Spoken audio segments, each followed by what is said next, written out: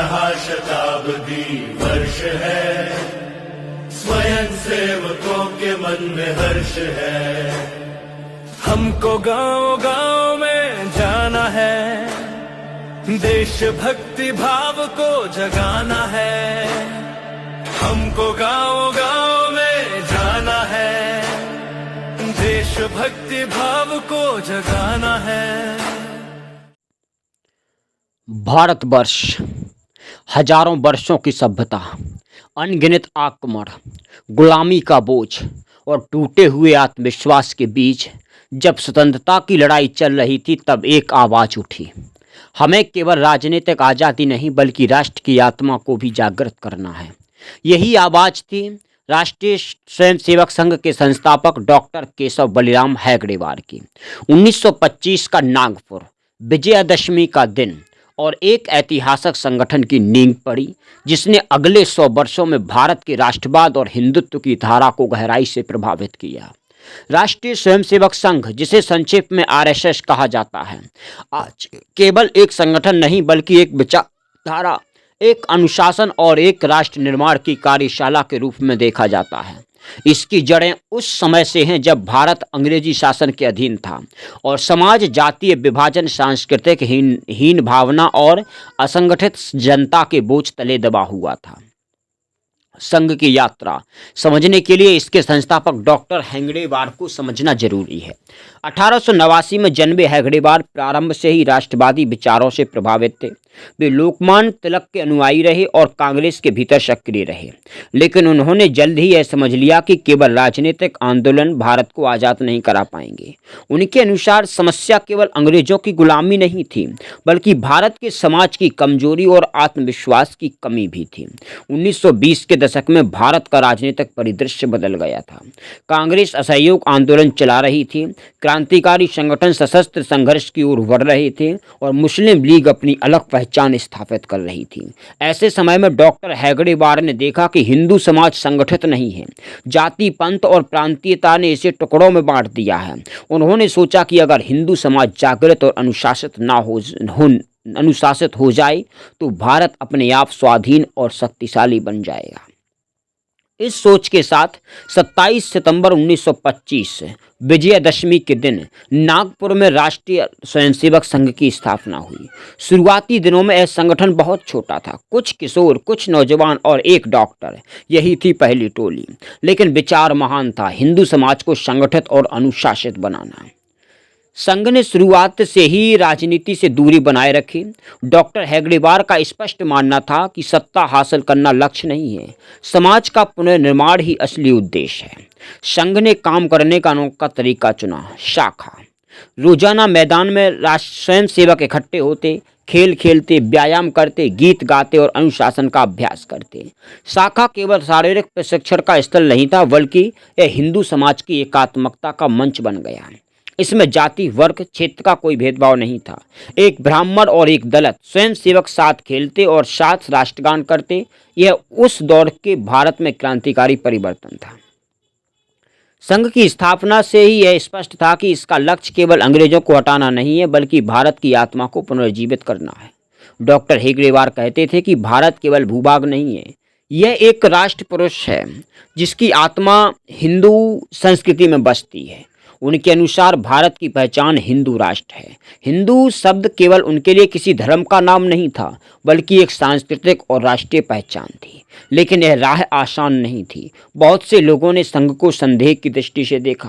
अंग्रेज सरकार को भी यह संगठन खतरनाक लगा, क्योंकि यह युवाओं में राष्ट्रवाद और संगठनशीलता भरा रहा। यहाँ तक कि कांग्रेस के कई नेता भी मानते थे कि संघ उनकी राजनीति को चुनौती देगा। इसके बावजूद संघ का काम चलता रहा। धीरे धीरे नागपुर से निकलकर यह संगठन मध्य प्रदेश, महाराष्ट्र और अन्य प्रांतों में फैलने लगा। संघ के शुरुआती 5 वर्षों में शाखाओं की संख्या लगातार बढ़ती गई। हजारों युवक इससे जुड़ते गए। डॉक्टर हेगड़ेवार ने अपना पूरा जीवन संघ को समर्पित कर दिया। 1930 तक आते आते आरएसएस केवल नागपुर का संगठन नहीं, बल्कि हिंदू जागरण का आंदोलन बन गया। संघ की यह शुरुआत भले ही छोटी दिखती थी, लेकिन इसमें यह बीज वह बीज था जो आने वाले दशकों में विशाल वट वृक्ष बनकर फैला। 1925 से 1930 का यह दौर आरएसएस की बुनियाद का दौर था, जहां अनुशासन, संगठन और राष्ट्रवाद की ईंटें रखी गई थीं। यही बुनियाद आगे चलकर भारत के राजनीतिक, सामाजिक और सांस्कृतिक जीवन को गहराई से प्रभावित करने वाली थी। जब भारत का समाज अपने आत्मविश्वास को खो चुका था, तब नागपुर से उठी एक छोटी सी चिंगारी ने आने वाले 100 सालों की दिशा तय कर दी। यह चिंगारी थी राष्ट्रीय स्वयंसेवक संघ। 1930 तक संघ की नींव मजबूत हो चुकी थी, शाखाएं फैलने लगी थीं, युवाओं में उत्साह जाग रहा था और डॉक्टर हेगडेवार का व्यक्तित्व स्वयंसेवकों को दिशा दे रहा था। अब यह दौर था संगठन को और व्यापक बनाने का, ताकि हिंदू समाज का पुनर्निर्माण केवल विचार तक सीमित ना रहे, बल्कि राष्ट्रव्यापी आंदोलन का रूप ले सके। यह समय भारतीय राष्ट्रीय संग्राम के लिए अत्यंत उथल पुथल भरा था। 1930 में महात्मा गांधी ने नमक सत्याग्रह शुरू किया। क्रांतिकारी संगठनों ने अंग्रेजों के खिलाफ सशस्त्र विद्रोह तेज किया। मुस्लिम लीग धीरे धीरे हिंदू मुस्लिम अलगाव की राजनीति को मजबूत कर रही थी। ऐसे माहौल में आरएसएस अपनी अलग राह पर आगे बढ़ रहा था, राजनीति नहीं बल्कि समाज का संगठन। 1930 के दशक में आरएसएस की शाखाएं नागपुर से बाहर निकलकर महाराष्ट्र, मध्य प्रदेश, पंजाब, बंगाल और बिहार तक पहुंचने लगी। जहां भी शाखा लगती वहां अनुशासन और राष्ट्रभक्ति की नई चेतना फैलती। डॉक्टर हेगडेवार स्वयं लंबी यात्राएं करते और लोगों को प्रेरित करते। धीरे धीरे आरएसएस के स्वयंसेवक समाज में अनुशासन और देशभक्ति की पहचान बनने लगे। आरएसएस को लेकर अक्सर यह सवाल पूछा जाता है कि स्वतंत्रता संग्राम में इसकी भूमिका क्या थी। सच है कि डॉक्टर हेगडेवार व्यक्तिगत रूप से आज़ादी के आंदोलन से जुड़े रहे। उन्होंने नमक सत्याग्रह के दौरान जेल भी झेली। 1930 में नागपुर सत्याग्रह में भाग लेने के कारण वे कारावास में रहे, लेकिन उन्होंने एक बात स्पष्ट कही कि आरएसएस एक संगठन है, इसका काम है समाज की शक्ति बढ़ाना। राजनीति और सत्याग्रह का मार्ग कांग्रेस के कार्यकर्ताओं के लिए है। तो इस दृष्टिकोण का कारण यह था कि वे दीर्घकालिक सोच रखते थे। उनका मानना था कि अंग्रेज कभी ना कभी चले जाएंगे, लेकिन अगर हिंदू समाज संगठित ना हुआ तो स्वतंत्र भारत भी खोखला रहेगा। 1930-40 के दशक में आरएसएस की शाखाएं केवल व्यायाम और खेल का मंच नहीं थी। वहां इतिहास, संस्कृति और राष्ट्रभक्ति के पाठ पढ़ाए जाते। स्वयंसेवक भारत माता को राष्ट्र देवता मानकर सेवा का संकल्प लेते। जातिगत भेदभाव मिटाने की दिशा में काम होता। यह शाखाएं भविष्य के ऐसे युवकों को गढ़ रही थीं जो स्वतंत्र भारत के निर्माण में निर्णायक भूमिका निभाने वाले थे। इसी समय मुस्लिम लीग दो राष्ट्र सिद्धांत को मजबूत करने में लगी थी। 1940 में लाहौर प्रस्ताव पारित हुआ, जिसमें पाकिस्तान की मांग रखी गई। देश में हिंदू मुस्लिम दंगे भड़कने लगे। आरएसएस का मानना था कि इस विभाजनकारी राजनीति का मुकाबला केवल संगठित हिंदू समाज ही कर सकता है। यही कारण था कि संघ ने अपने स्वयंसेवकों में हिंदू राष्ट्र की चेतना और अधिक गहरी कर दी। 1939 से 45 का समय द्वितीय विश्व युद्ध का था। अंग्रेजों ने भारत से संसाधन लूटे, कांग्रेस ने भारत छोड़ो आंदोलन छेड़ा और कई नेता जेलों में डाल दिए गए। इस दौरान आरएसएस की गतिविधियां खुलकर तो नहीं चल सकीं, लेकिन गुप्त रूप से शाखाएं जारी रहीं। युद्ध काल में आरएसएस का संगठनात्मक ढांचा और मजबूत हुआ। जहां कांग्रेस नेतृत्व जेलों में था, वहां संघ गांव-गांव शाखाएं लगाकर समाज को संगठित कर रहा था। 1940 में डॉक्टर हेगडेवार का निधन हो गया। उनकी मृत्यु के समय संघ अभी भी एक छोटा संगठन था, लेकिन उनकी सोच और अनुशासन ने इसे मजबूत दिशा दे दी थी। उनके बाद संघ की बागडोर माधव सदाशिव गोलवलकर गुरुजी ने संभाली। गुरुजी ने आते ही संघ को और तेजी से विस्तार देना शुरू किया। उनका मानना था कि आने वाले वर्षों में भारत एक बड़े संकट से गुजरेगा और इसके लिए हिंदू समाज को तैयार रहना होगा। 1942 में जब कांग्रेस ने भारत छोड़ो आंदोलन चलाया, तब आरएसएस ने प्रत्यक्ष भागीदारी नहीं की। कई आलोचकों ने इसे आरएसएस की कमजोरी कहा, लेकिन वास्तव में संघ ने उस समय अपने संगठन को बचाने और मजबूत करने पर ध्यान दिया, क्योंकि अंग्रेजों की नज़र आरएसएस पर थी और अगर संघ नष्ट हो जाता तो आने वाले वर्षों का यह बड़ा आंदोलन अधूरा रह जाता। जैसे जैसे अंग्रेजों का शासन कमजोर हुआ, वैसे वैसे भारत के बंटवारे की आशंका तेज होने लगी। मुस्लिम लीग दंगों को भड़का रही थी। पंजाब, बंगाल और बिहार में बड़े पैमाने पर सांप्रदायिक हिंसा हुई। इन्हीं वर्षों में आरएसएस के स्वयंसेवक राहत और सुरक्षा कार्यों में लगे। उन्होंने हिंदू शरणार्थियों की मदद की, गांव-गांव जाकर लोगों में आत्मरक्षा का भाव जगाया।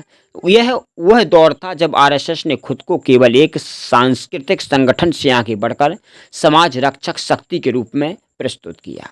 1947 आते आते भारत आज़ादी के करीब था, लेकिन साथ ही विभाजन की त्रासदी भी सामने खड़ी थी। इस पूरे दौर में आरएसएस ने राजनीति से दूर रहकर समाज के संगठन पर जोर दिया। शाखाओं का विस्तार हुआ, लाखों युवक अनुशासित होकर राष्ट्रवाद के पथ पर चले और स्वतंत्र भारत के लिए एक संगठित हिंदू समाज की नींव रखी गई। जब पूरा देश स्वतंत्रता संग्राम की आंधियों से गुजर रहा था, तब आरएसएस ने मौन रहते हुए एक बड़ा काम किया, समाज को संगठित करना। क्योंकि स्वतंत्रता केवल अंग्रेजों से लड़कर नहीं मिलेगी, बल्कि उस समाज से आएगी जो अपने आत्मविश्वास और संस्कारों के साथ खड़ा हो। 1947 में देश को स्वतंत्रता मिली, लेकिन यह स्वतंत्रता अधूरी थी। भारत विभाजित हुआ, लाखों लोग शरणार्थी बन गए और सांप्रदायिक हिंसा ने समाज को हिला दिया। इन्हीं परिस्थितियों में आरएसएस ने राहत कार्यों में बढ़ चढ़कर हिस्सा लिया, लेकिन ठीक इसी समय एक ऐसी घटना हुई जिसने संघ को सबसे बड़े विवाद में डाल दिया। महात्मा गांधी की हत्या।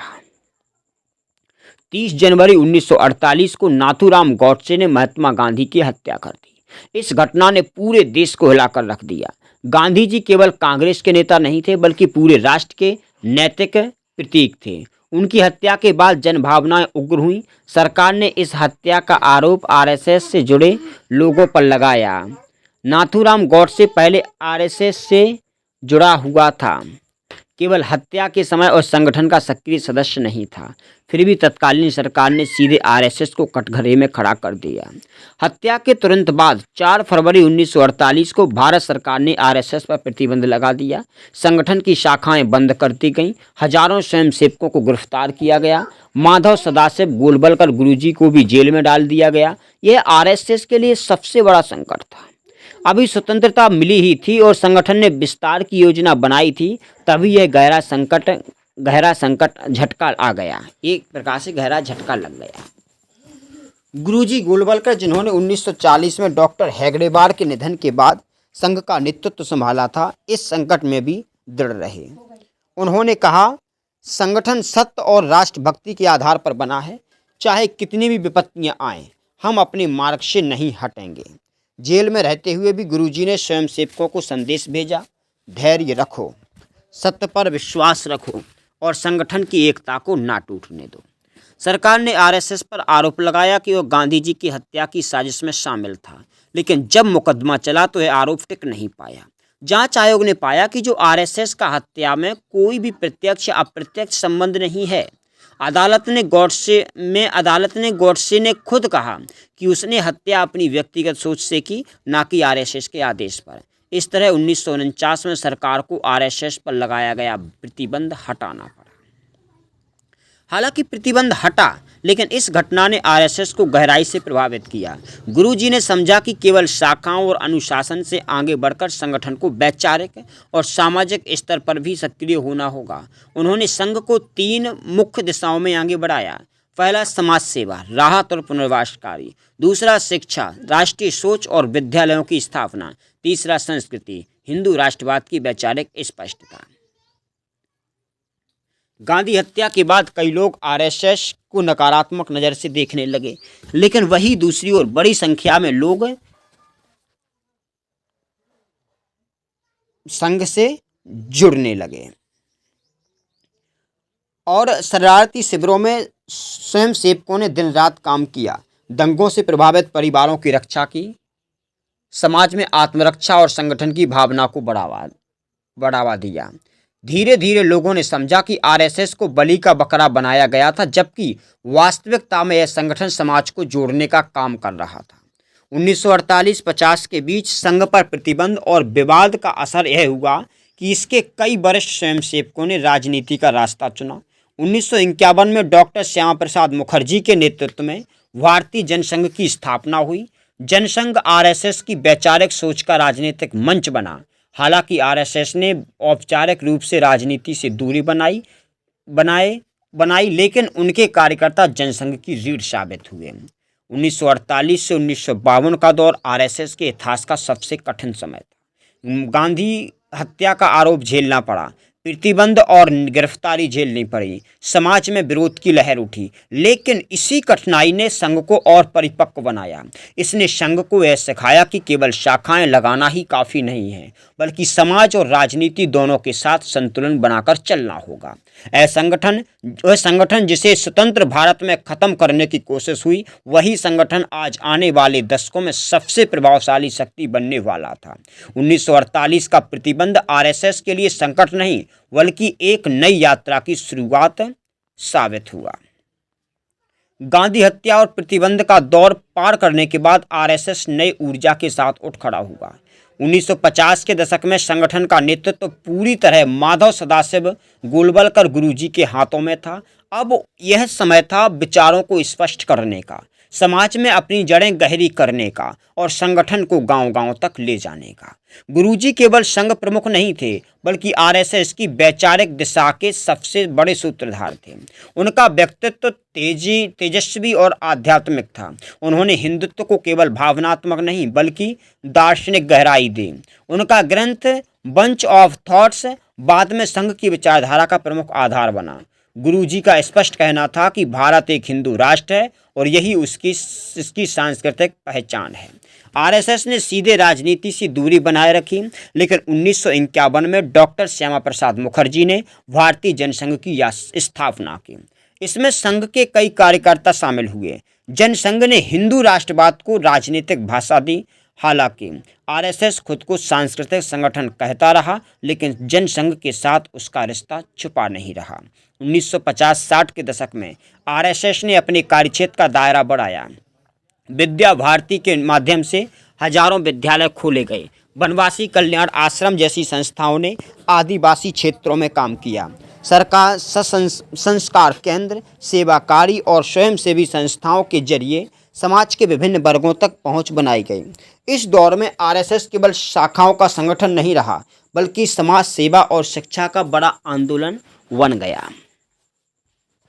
1950-60 का दशक कांग्रेस के प्रभुत्व का था। नेहरू समाजवाद और सेकुलरिज्म की राजनीति कर रहे थे, लेकिन आरएसएस की वैचारिक चुनौती लगातार बनी रही। नेहरू आरएसएस को संदेह की दृष्टि से देखते थे। कई बार सरकार ने आरएसएस पर निगरानी रखी, लेकिन संघ का अनुशासन और विस्तार से लगातार आगे बढ़ाता रहा। 1962 में भारत और चीन का युद्ध हुआ। इस युद्ध ने नेहरू की नीतियों की पोल खोल के रख दी।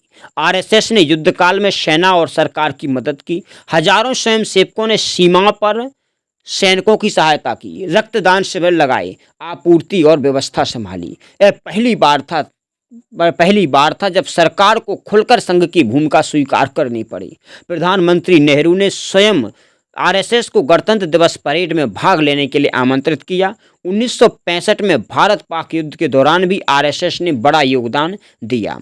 स्वयंसेवकों ने राहत कार्य किए और सैनिक परिवारों की मदद की। इससे संघ की छवि और भी मजबूत हुई और यह केवल वैचारिक संगठन नहीं, बल्कि राष्ट्र संकट में आगे बढ़कर सेवा करने वाली शक्ति है। गुरुजी ने संगठन को फैलाने की रणनीति अपनाई। छोटे शहरों और गांवों में शाखाएं लगाई गईं। स्थानीय स्तर पर सेवा प्रकल्प शुरू किए गए। युवाओं को अनुशासन, देशभक्ति और समाज सेवा के माध्यम से जोड़ा गया। 1960 के दशक तक आरएसएस पूरे भारत में फैल चुका था। कहने को यह सांस्कृतिक संगठन था, लेकिन इसका नेटवर्क राजनीतिक दलों से भी अधिक संगठित और प्रभावशाली हो चुका था। गुरुजी ने हिंदुत्व को स्पष्ट किया। यह केवल धार्मिक पहचान नहीं, बल्कि सांस्कृतिक राष्ट्रीयता है। भारत की आत्मा हिंदू संस्कृति में निहित है और अगर भारत को मजबूत बनाना है तो हिंदू समाज को आत्मविश्वासी और संगठित बनाना होगा। उन्होंने एकात्म मानववाद जैसी अवधारणाओं का समर्थन किया, जिसे आगे चलकर दीनदयाल उपाध्याय ने विस्तार दिया। 1971 में भारत पाक युद्ध हुआ और बांग्लादेश का निर्माण हुआ। इस समय भी आरएसएस ने स्वयंसेवक, शरणार्थियों और पीड़ितों की मदद में लोग आगे रहे। संघ ने यह दिखा दिया कि यह केवल विचारों तक सीमित नहीं, बल्कि राष्ट्र संकट में सक्रिय भूमिका निभाने वाली शक्ति है। गुरुजी गोलवलकर के नेतृत्व में 1940 से 1973 के बीच आरएसएस ने 3 बड़ी उपलब्धियां हासिल की। संगठन का देशव्यापी विस्तार, हिंदुत्व का वैचारिक स्पष्टता, समाज सेवा और राष्ट्र संकट में सक्रिय भागीदारी। 1973 में गुरुजी का निधन हो गया, लेकिन तब तक आरएसएस भारत का सबसे बड़ा स्वयंसेवी संगठन बन चुका था, जो राजनीति, समाज और संस्कृति तीनों पर असर डाल रहा था। प्रतिबंध और आरोपों से उभरकर 1950 से 1970 का संघ राष्ट्र की मुख्यधारा में आ गया। गुरुजी गोलवलकर ने इसे केवल शाखाओं का संगठन नहीं, बल्कि भारत की आत्मा को जगाने वाली शक्ति बना दिया। राष्ट्रीय स्वयंसेवक संघ की कहानी में यह दौर वह था जब संघ ने सीधे राजनीति में न उतरते हुए भारत की राजनीतिक धारा को प्रभावित करना शुरू कर दिया। स्वतंत्रता के बाद देश कांग्रेस के एक छत्र शासन में था। नेहरू के समाजवाद और पश्चिमी मॉडल की नीतियों का वर्चस्व था, लेकिन दूसरी तरफ देश के भीतर राष्ट्रवादी और हिंदुत्ववादी विचारधारा के लिए एक संगठित राजनीतिक मंच की आवश्यकता महसूस की जा रही थी। इसी आवश्यकता ने इस जनसंघ को जन्म दिया, जो आगे चलकर भारतीय राजनीति में निर्णायक मोड़ साबित हुआ। सन 1951 में डॉक्टर श्यामा प्रसाद मुखर्जी ने भारतीय जनसंघ की स्थापना की। मुखर्जी एक विद्वान, राष्ट्रवादी और स्पष्ट विचारों वाले नेता थे, जिन्होंने कांग्रेस से अलग होकर एक नया राजनीतिक विकल्प खड़ा किया। संघ ने औपचारिक रूप से राजनीति में प्रवेश नहीं किया, लेकिन संघ के स्वयंसेवकों को यह प्रेरणा दी गई कि वे जनमत के साथ मिलकर राष्ट्रवाद की आवाज़ को राजनीति के मंच तक पहुंचाएं। यही कारण था कि जनसंघ की रीढ़ में संघ के कार्यकर्ता और उनके संस्कारित विचार दिखाई देते थे। श्यामा प्रसाद मुखर्जी ने जम्मू कश्मीर के विशेष दर्जे, धारा 370 और देश की अखंडता जैसे मुद्दों पर जनसंघ की नींव रखी। उनका प्रसिद्ध नारा, एक देश में दो निशान, दो प्रधान और दो विधान नहीं चलेंगे, देश की राष्ट्रवादी सोच को राजनीतिक स्वरूप देता था। दुर्भाग्य से 1953 में कश्मीर आंदोलन के दौरान उनकी रहस्यमयी मृत्यु हो गई, लेकिन तब तक जनसंघ ने राजनीति में अपनी पहचान बना ली थी। 1950 और 1960 के दशक में जनसंघ भले ही सीमित सीटें जीत पाया, लेकिन उसका महत्व इस बात से था कि वह कांग्रेस की समाजवादी और सेक्युलर राजनीति को खुली चुनौती देने वाले एकमात्र राष्ट्रवादी संगठन था। संघ की शाखाओं से तैयार हुई कार्यकर्ताओं ने जनसंघ के लिए जमीन पर काम किया, गांव-गांव तक पहुंच बनाई और हिंदुत्व की विचारधारा को लोगों तक पहुंचाया। इस दौर में संघ और जनसंघ के संबंधों को विपक्ष अक्सर संघ परिवार कहकर पुकारने लगा। 1965 के भारत पाक युद्ध में जनसंघ की राष्ट्रवादी राजनीति को और बदल दिया। जनसंघ ने सेना के समर्थन, कश्मीर पर कठोर रुख और अखंड भारत की अवधारणा को केंद्र में रखकर जनता का विश्वास जीतना शुरू किया। संघ की शाखाओं में सैन्य अनुशासन जैसे प्रशिक्षण परंपराएं पहले से ही थीं, जो जनसंघ की छवि को एक राष्ट्रवादी और दृढ़ संगठन के रूप में जनता के बीच मजबूत बनाती थी। इस बीच संघ का काम केवल राजनीति तक सीमित नहीं रहा। 1960 और 70 के दशक में संघ ने शिक्षा, समाज सेवा और श्रमिक संगठनों में भी अपना प्रभुत्व बढ़ाया।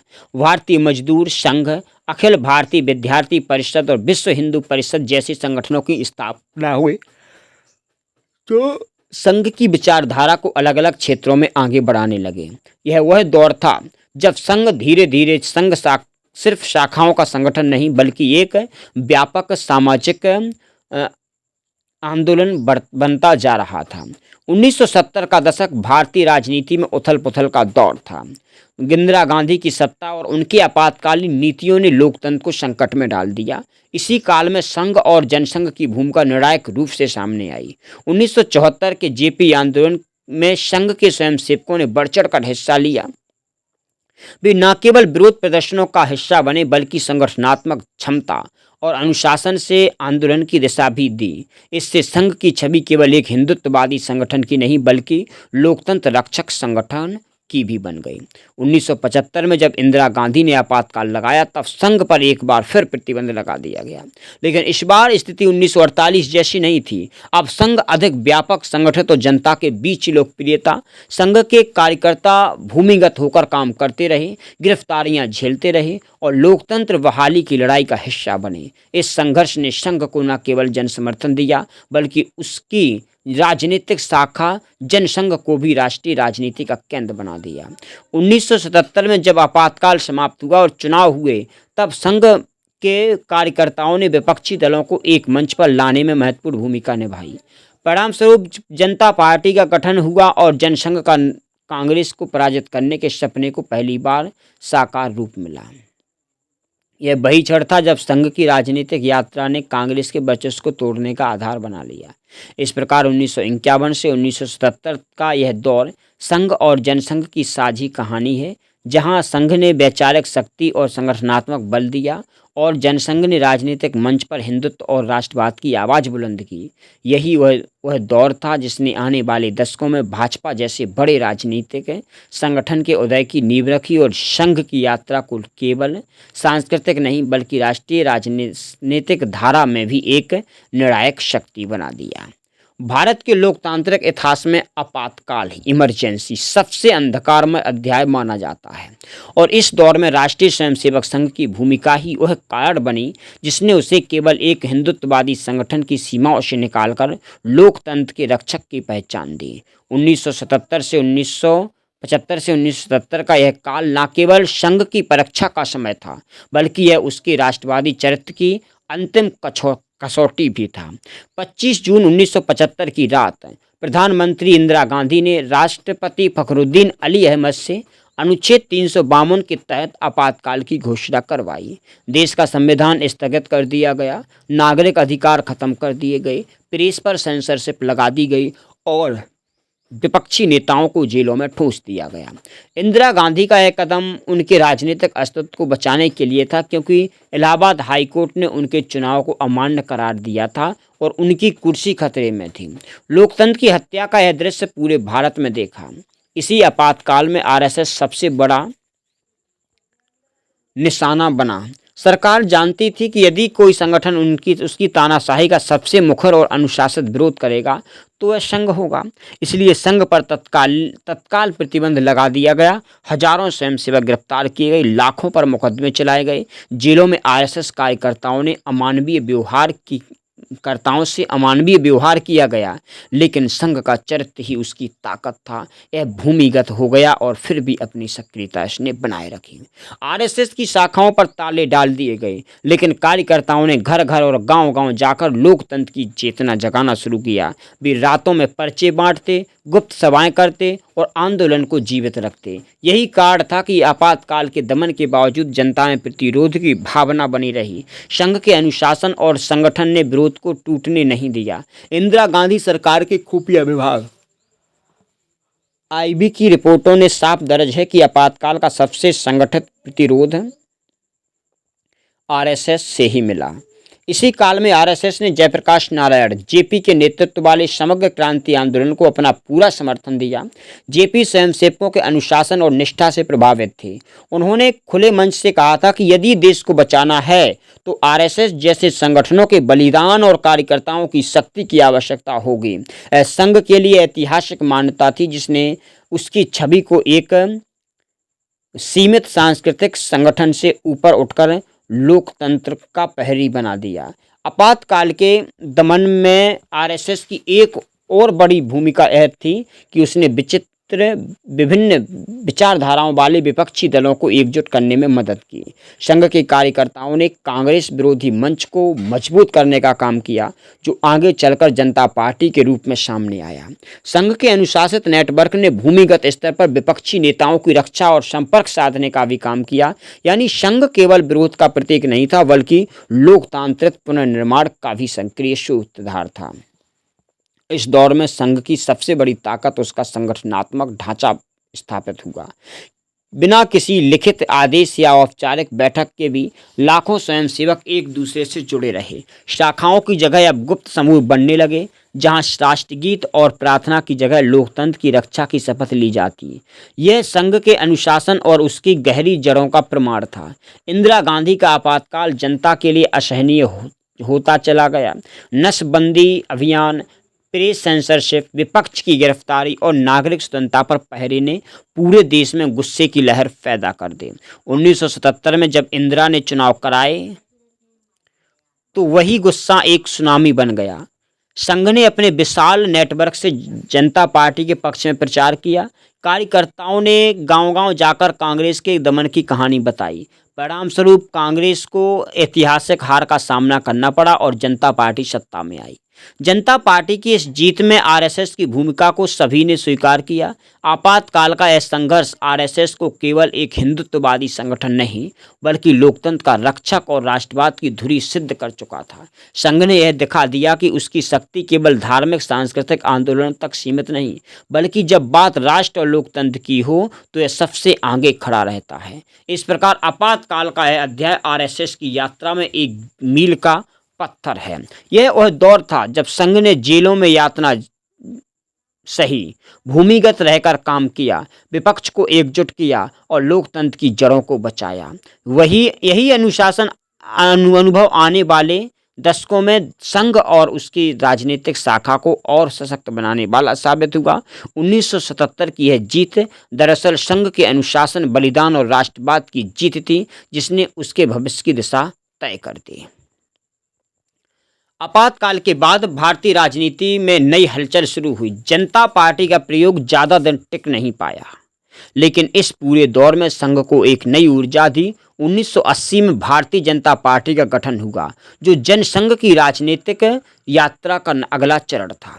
शुरुआती दौर में भाजपा ने गांधीवादी समाजवाद का नारा दिया, लेकिन जनता का व्यापक समर्थन नहीं मिल पाया। ऐसे में संघ और भाजपा दोनों को समझ आ गया कि हिंदू समाज को जोड़ने के लिए केवल राजनीतिक नारे काफ़ी नहीं है बल्कि एक सांस्कृतिक धार्मिक आंदोलन की आवश्यकता है। यही सोच आगे चलकर राम जन्मभूमि आंदोलन का बीज बनी। अयोध्या में श्री राम जन्मभूमि का प्रश्न कोई नया नहीं था। सदियों से यह विवादित स्थल हिंदुओं की आस्था का केंद्र था। बाबरी ढांचे के भीतर रामलला विराजमान थे, लेकिन उस पर पूजा पाठ की स्वतंत्रता नहीं थी। 1980 के दशक में संघ ने इस मुद्दे को राष्ट्रीय विमर्श का हिस्सा बनाने की रणनीति तैयार की। इसके लिए विश्व हिंदू परिषद और संघ परिवार के अन्य संगठनों को सक्रिय किया गया। यह आंदोलन केवल धार्मिक नहीं था बल्कि इसे हिंदू स्वाभिमान और सांस्कृतिक राष्ट्रवाद का प्रतीक बनाकर प्रस्तुत किया गया। 1984 में पहली बार राम जन्मभूमि मुक्ति यज्ञ समिति बनी और अयोध्या आंदोलन संगठित रूप से शुरू हुआ। संघ के कार्यकर्ताओं ने गांव-गांव जाकर रामकथा, भजन मंडली और जागरणों के माध्यम से समाज में यह बात बैठाई कि राम मंदिर केवल मंदिर नहीं बल्कि हमारी राष्ट्रीय अस्मिता का प्रश्न है। यह रणनीति के बेहद असरदार साबित हुई। 1980 के दशक के मध्य में संघ परिवार ने रामशिला पूजन और मंदिर निर्माण के लिए ईंट संग्रह जैसी व्यापक योजनाएं चलाईं, जिससे करोड़ों हिंदू इस आंदोलन में से भावनात्मक रूप से जुड़ गए। राम जन्मभूमि आंदोलन का निर्णायक मोड़ 1989 में आया, जब विश्व हिंदू परिषद ने अयोध्या में शिलान्यास का आयोजन किया। लाखों की भीड़ वहां पहुंची और यह आंदोलन राष्ट्रीय राजनीति का केंद्र बन गया। संघ के लिए यह केवल धार्मिक उत्साह का विषय नहीं था बल्कि इसने एक सोए हुए हिंदू समाज को सक्रिय राजनीतिक शक्ति में बदल दिया। हिंदुत्व जो दशकों से केवल वैचारिक विमर्श था, अब जन आंदोलन के रूप में सामने आ गया। 1990 में लालकृष्ण आडवाणी की रथ यात्रा इस आंदोलन का चरम बिंदु थी।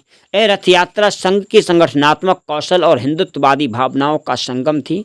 हजारों शाखाओं से प्रशिक्षित स्वयंसेवक इस यात्रा के पहरी बने, जिन्होंने गांव-गांव जाकर राम जन्मभूमि का संदेश पहुंचाया। रथ यात्रा ने हिंदू समाज को एक ध्वज तले संगठित करने में ऐतिहासिक भूमिका निभाई। संघ ने इसे केवल धार्मिक यात्रा नहीं बल्कि सांस्कृतिक राष्ट्रवाद की जागरण यात्रा कहा। इस आंदोलन ने भारतीय राजनीति की तस्वीर ही बदल दी। जहां 1984 के चुनाव में भाजपा को केवल 2 सीटें मिली थीं, वहीं 1991 में यह 100 से अधिक सीटें जीतकर राष्ट्रीय राजनीति का प्रमुख दल बन गई। संघ का योगदान इसमें निर्णायक था।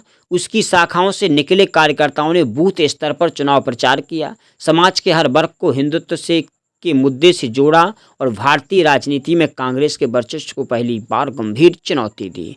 6 दिसंबर 1992 को अयोध्या में बाबरी ढांचा गिराया गया। यह घटना भारतीय राजनीति और समाज दोनों के लिए एक ऐतिहासिक मोड़ थी। लाखों कारसेवकों की भीड़, संघ और उसके सहयोगी संगठनों की ऊर्जा और हिंदुत्व के उभार ने इस घटना को संभव बनाया। बाबरी ढांचा गिरने के बाद संघ पर फिर से प्रतिबंध लगा। देश भर में दंगे भड़के और विपक्ष ने इसे सांप्रदायिक हिंसा का नाम दिया, लेकिन दूसरी ओर करोड़ों हिंदुओं की चेतना में यह घटना सांस्कृतिक स्वतंत्रता और आस्था की जीत के रूप में दर्ज हुई। राम जन्मभूमि आंदोलन ने संघ को राष्ट्रीय विमर्श के केंद्र में ला दिया। अब आरएसएस केवल एक सांस्कृतिक संगठन की नहीं रहा, बल्कि भारत की राजनीतिक शक्ति संतुलन को बदलने वाला निर्णायक कारक बन गया। संघ ने यह सिद्ध कर दिया कि जब हिंदू समाज एकजुट होता है तो यह न केवल आस्था की रक्षा कर सकता है, बल्कि राजनीति और राष्ट्र के भविष्य की दिशा भी तय कर सकता है। यह आंदोलन संघ की वैचारिक विजय का सबसे बड़ा उदाहरण था, जिसने हिंदुत्व को भारत की राजनीति की धुरी बना दिया। इस प्रकार 1980 से 1992 का दौर आरएसएस के इतिहास में वह समय है जब उसने अपनी संगठनात्मक शक्ति और राष्ट्रवादी विचारधारा को सीधे जन आंदोलन के रूप में सामने रखा। राम जन्मभूमि आंदोलन ने संघ को भारतीय समाज के हर कोने तक पहुंचा दिया और इसकी पहचान को स्थायी रूप से हिंदुत्व और राष्ट्रवाद के पर्याय में बदल दिया। राम जन्मभूमि आंदोलन के बाद आरएसएस की पहचान केवल एक धार्मिक सांस्कृतिक संगठन तक सीमित नहीं रही, बल्कि यह भारत के लिए राजनीतिक और सामाजिक जीवन का केंद्र बन गया। 1992 से 2000 तक का यह दौर संघ के लिए एक नए मार्ग की शुरुआत थी। अब चुनौती केवल आंदोलन खड़ा करने की नहीं थी, बल्कि समाज को संगठित कर राष्ट्र निर्माण की ठोस दिशा देने की थी। यही कारण था कि इस दशक में संघ ने शिक्षा, सेवा और संगठन को अपने कार्य का मूल आधार बनाया। 1992 में बाबरी ढांचा गिरने के बाद आरएसएस पर प्रतिबंध लगा दिया गया। सरकार और विपक्ष ने संघ को सांप्रदायिक करार देने की कोशिश की, लेकिन इसी संकट ने संघ को एक नए रास्ते पर डाल दिया। संघ ने यह तय किया कि अब अपनी वैचारिक शक्ति को समाज सेवा और शिक्षा के माध्यम से मजबूत किया जाएगा। परिणामस्वरूप देश के कोने कोने में संघ से जुड़े सेवा प्रकल्प खड़े होने लगे। बस्तियों में विद्यालय, आदिवासी क्षेत्रों में स्वास्थ्य सेवाएं और प्राकृतिक आपदाओं के समय राहत कार्य, वे सब आरएसएस की छवि को नए आयाम देने लगे। इस दौर में विद्या भारती का विस्तार हुआ, जो संघ का शिक्षा क्षेत्र का सबसे बड़ा संगठन है। गुरुकुल पद्धति और भारतीय संस्कारों से युक्त विद्यालयों का जाल बिछाया गया। इन विद्यालयों में न केवल पढ़ाई बल्कि राष्ट्रभक्ति और चरित्र निर्माण पर विशेष ध्यान दिया गया। संघ का विश्वास था कि यदि शिक्षा भारतीय मूल्यों पर आधारित होगी तो राष्ट्र मजबूत होगा। विद्या भारती के विद्यालयों ने लाखों विद्यार्थियों को संस्कारित किया और यह नेटवर्क 1990 के दशक में संघ की सबसे बड़ी उपलब्धियों में से एक बन गया। इसी तरह सेवा भारती ने दलित, वंचित और पिछड़े समाज के संघ की पकड़ मजबूत की। झुग्गी बस्तियों में बाल संस्कार केंद्र, गरीब बच्चों के लिए पाठशालाएं और समाज के उपेक्षित वर्गों के उत्थान के लिए योजनाएं चलाई गईं। आरएसएस ने यह स्पष्ट संदेश दिया कि हिंदुत्व का अर्थ केवल धार्मिक पहचान नहीं, बल्कि यह सामाजिक न्याय और सेवा का भी कार्य है। यह प्रयास संघ को सिर्फ ब्राह्मणवादी संगठन कहने वाले आरोपों का सीधा जवाब थे। 1990 के दशक में आरएसएस ने स्वास्थ्य सेवा में भी प्रवेश किया।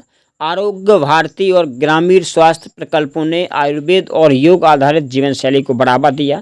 जब देश में प्राकृतिक आपदाएं आईं, जैसे भूकंप या चक्रवात हैं, जब संघ के स्वयंसेवकों ने राहत और पुनर्वास कार्यों में निर्णायक योगदान दिया, यह वह समय था जब मीडिया भी मानने लगा कि जहां सरकार देर करती है वहां संघ के कार्यकर्ता पहले पहुंचते हैं।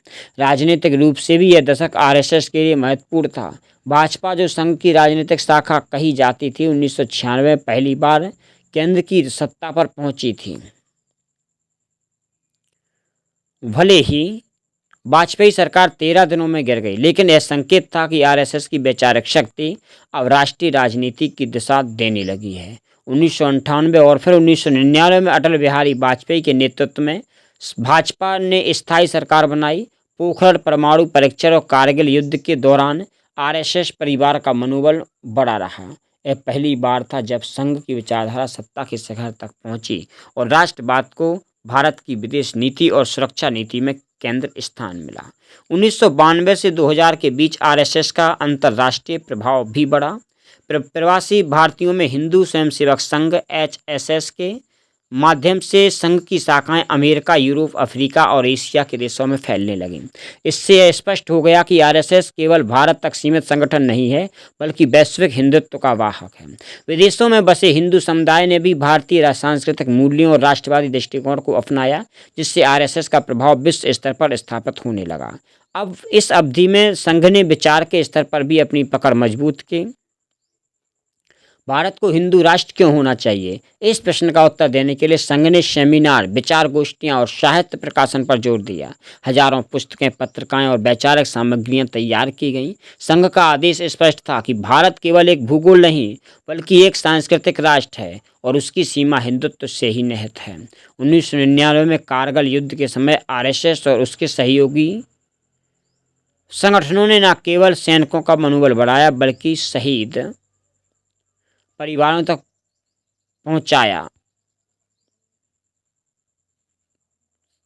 सहायता पहुंचाने का भी काम किया।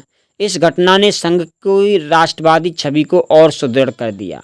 कारगिल युद्ध के बाद भारत में जनमानस में यह धारणा और गहरी हो गई कि आरएसएस वास्तव में राष्ट्र के प्रहरी हैं। इस प्रकार 1992 से 2000 का कालखंड संघ की यात्रा का संक्रमण काल था।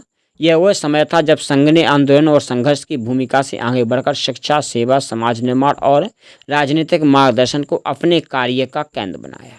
यह वह दशक था जिसने आरएसएस को स्थायी रूप से भारतीय समाज की रीढ़ में बदल दिया और उसे 21वीं सदी की सबसे प्रभावशाली शक्ति बनने की ओर अग्रसर कर दिया।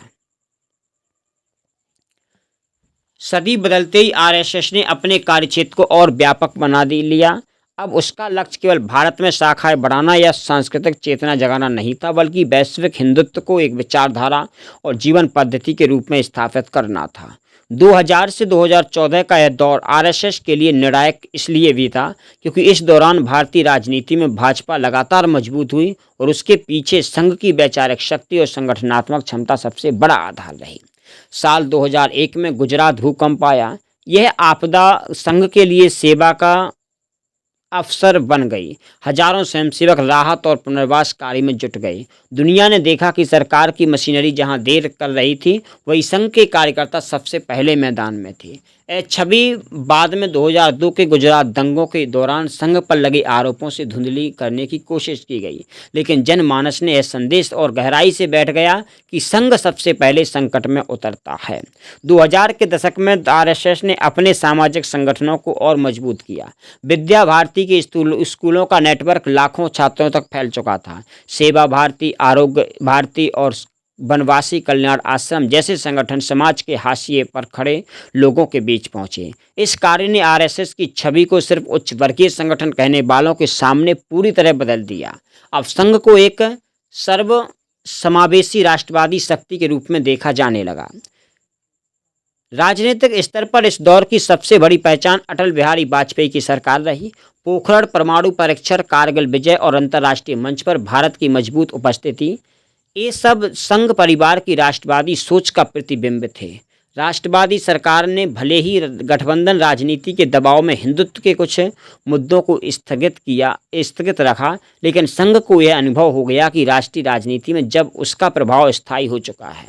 2004 में एनडीए की हार और कांग्रेस की सत्ता में वापसी ने संघ को झटका जरूर दिया, लेकिन इसे उसने आत्ममंथन का अवसर बना दिया। संघ ने भाजपा को यह स्पष्ट संदेश दिया कि यदि वह अपनी जड़ों, हिंदुत्व और राष्ट्रवाद से समझौता करेगी तो वह जनता का विश्वास खो देगी। यही कारण था कि इस दशक में संघ ने संगठनात्मक स्तर पर भाजपा के नेताओं को वैचारिक प्रशिक्षण और कार्यकर्ताओं से जुड़ने की नीतियों पर बल दिया।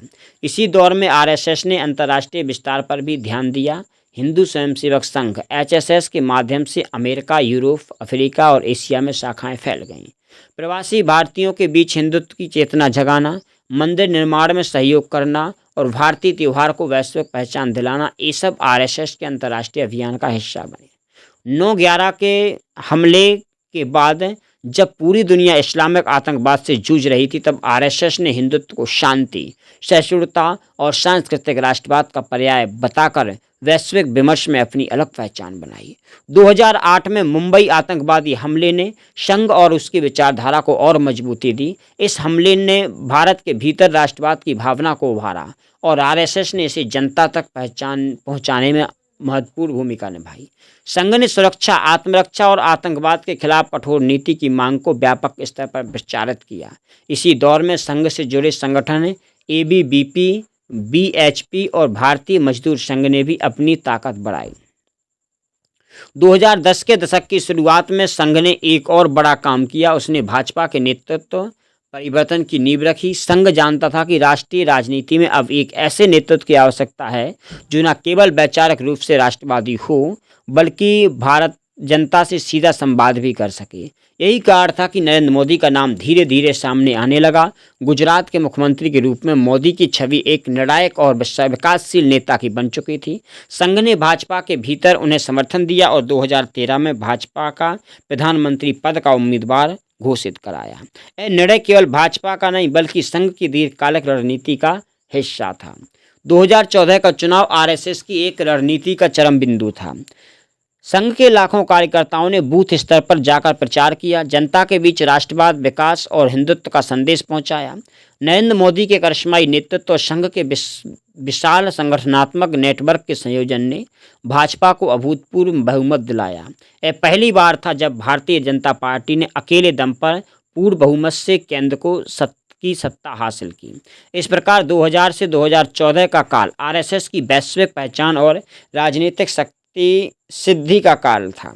संघ ने सेवा, शिक्षा और सामाजिक उत्थान के जरिए समाज में गहरी पैठ बनाई, अंतर्राष्ट्रीय स्तर पर हिंदुत्व की पहचान स्थापित की और राजनीति में भाजपा को निर्णायक विजय दिलाई। यह वह समय था जब संघ की 90 साल की यात्रा का फल राष्ट्रीय राजनीति के शिखर पर दिखने लगा और उसने यह सिद्ध कर दिया कि उसकी राष्ट्रवादी विचारधारा केवल आंदोलन की नहीं बल्कि शासन और नीति निर्माण की भी धुरी है। 1915 में विश्वनाथ बलवंत कोरी ने राष्ट्रीय स्वयंसेवक संघ की नींव रखी और आज 2025 में मतलब 2005 में हेनरी बार ने, ठीक है, 2025 में संघ एक शताब्दी के मुकाम पर खड़ा है। यह केवल 100 साल की यात्रा नहीं बल्कि एक ऐसे आंदोलन की कहानी है जिसने भारत की सांस्कृतिक, सामाजिक और राजनीतिक पहचान को नए आयाम दिए। 2014 के बाद के दशक में आरएसएस ने यह साबित कर दिया कि वह केवल संगठन नहीं बल्कि राष्ट्र की चेतना और हिंदुत्व की धुरी है। 2014 के लोकसभा चुनाव में नरेंद्र मोदी के प्रधानमंत्री बनने के बाद संघ की वैचारिक शक्ति और संगठनात्मक क्षमता पूरी तरह से दिखाई दी। चुनावी सफलता के लाखों लोग स्वयंसेवकों का बूथ स्तरीय अभियान था। हर गांव, हर मोहल्ला और हर नागरिक तक संघ का संदेश पहुंचा।